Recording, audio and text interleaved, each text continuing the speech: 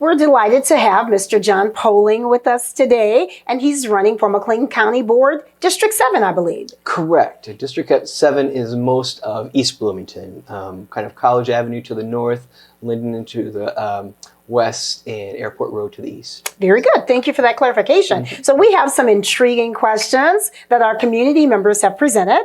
And the first question is, we'll get started right away.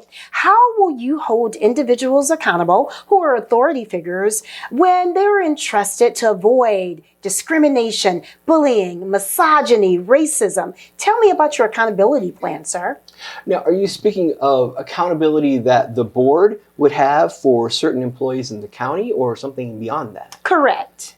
Okay. Well, I would say that as board members, we're responsible for making sure that all county employees are held accountable to the proper standards, right? And so it's our job as, people who oversee the various departments within the counties to make sure that they're doing their job. And, certainly I think that there are practices in place for different supervisors or things like that to report that to the county board. So I would be hyper vigilant to make sure that I was listening to those reports, and certainly from people who have felt that they have been discriminated against and that kind of thing, listening to them as well. And thank you for that. I found this next question somewhat related. It alludes to fighting corruption in local government. All right. Your thoughts on that, sir? My thoughts are corruption is bad. And I think that accountability is something that is very important, particularly as board members. And that is something that I think needs to be improved on the county board, and not really through the board's fault of their own, but there are several positions that are elected positions that really only the voters have the oversight on them.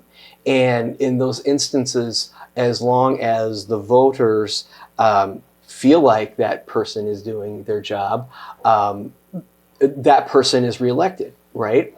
And so a situation where the person maybe is not doing their job, the county board, their hands are kind of tied in terms of what they can do. So something I would like to see happen is that there is new procedures set in place so that there is more accountability to the elected officials of the county board and not just to the voters every 4 years.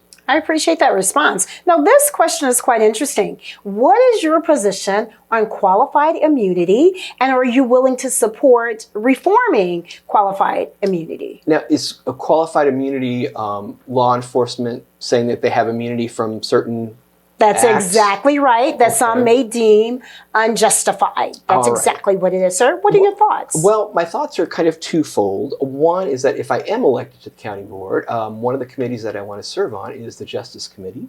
And I hoped through participating in that committee, perhaps I can elicit change for something like qualified immunity. And second, I would say, is that we need to make sure that the mechanisms that are already in place, like I know the city of Bloomington has a commission for complaints against law enforcement and that kind of thing. But I don't believe they meet very often in that kind of thing. And so I would definitely try to ensure that, one, it's meeting regularly and maybe meeting more often if that needs to take place. Okay. Let's put on our futuristic goggles, if you will. Where do you see the county's organization in 5 years? We live in a very dynamic county. I think things are just getting better and better for McLean County, and I would think that in 5 years the county will have grown population-wise. I think the county will have grown economically as well. I think the county will grow in diversity. So I just see good things, right? But we need it to be manageable growth, which is what the McLean County Board, the Bloomington City Council, the Normal County Council, all of those mechanisms are in place for hopefully doing that.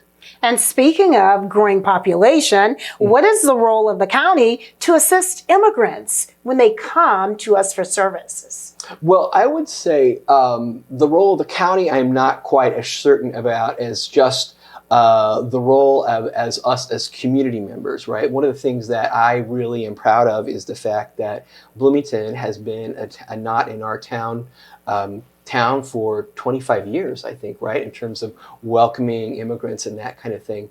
And I think that obviously we want to maintain something like that. One of the things that I know in Champaign that they have done, and this is specific to ICE, but they have passed an ordinance that said ICE cannot wear the coverings over their face and things like that. So I think that's something that we could do here in order to make it a safer place for immigrants. Yes, and not in our town, I believe. It was chartered by Mr. Mike Matika. Yes, that's so kudos right. to him for that. And speaking of ICE, this next question, it aligns perfectly. What would be your plan regarding the handling of federal ICE agents if they were to land in our community? Well, I would say, one, as I said earlier, I certainly would like to see something like they're doing in Champaign County in terms of ordinances for saying, if you're going to be acting in Bloomington-Normal in McLean County, you know, we can't have the mask, we can't have the behavior that we've seen in Chicago and Minneapolis and all these other places as well. And I would certainly, you know, I think we have a very good governor who is being very proactive in kind of challenging ICE, particularly in the courts and things like that. And I think localized, we just need to be just as, you know, challenging and as proactive as JB, you know, has been at the state level. Very good. And this final question, we just have about another minute or so. It's about diversity and serving people of color. Mm-hmm. How do you connect with the Black and brown community? What would your plan be? Well, I think one is that as board members, we just need to get out into our districts and visit and, you know, things like that. That is absolutely one way. And I would also really try to encourage the minority populations to feel more comfortable speaking out at county board, city council, any kind of meeting like that, you know. It seems intimidating and that kind of thing.